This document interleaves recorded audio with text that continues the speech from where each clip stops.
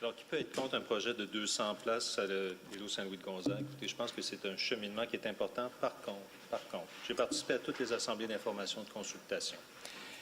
Ce qui a été exprimé ici, la vision architecturale, il y a des réticences en termes des hauteurs et autres.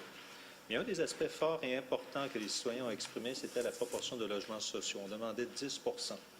Et je ne retrouve absolument pas dans la fiche cette obligation. Ce n'est pas une option. Les gens ont été extrêmement fermes sur cette nécessité d'avoir une petite proportion de logements sociaux dans ce vaste complexe. Ce sera du condo, ça sera des prix assez élevés. Donc, on sait quelle est cette réalité. Les gens achètent des pieds à terre, ils ne viendront pas tous vivre. 200 portes, ça ne sera pas 200 habitants. Donc, madame, pour moi, il est inimaginable que je puisse appuyer ce projet s'il n'y a pas ce fameux 10 % que les gens ont demandé, et je ne dirais pas supplié, mais demandé vraiment. Alors, moi, je vais demander de vote par rapport à ce projet. Merci. Le vote est demandé.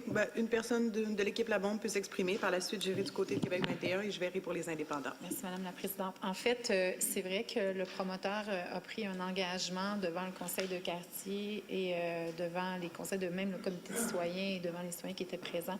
Et je peux vous dire que la volonté est vraiment là. Puis l'idée, éventuellement, c'est de signer une entente. On ne pouvait pas l'insérer aujourd'hui dans la modification de règlement, mais je peux vous assurer qu'on va... Je n'ai déjà parlé à ma collègue Émilie Villeneuve, là, qui est en charge du logement abordable et tout ça. Puis on va travailler très fort. Puis on sait que la volonté est là également du promoteur. Merci.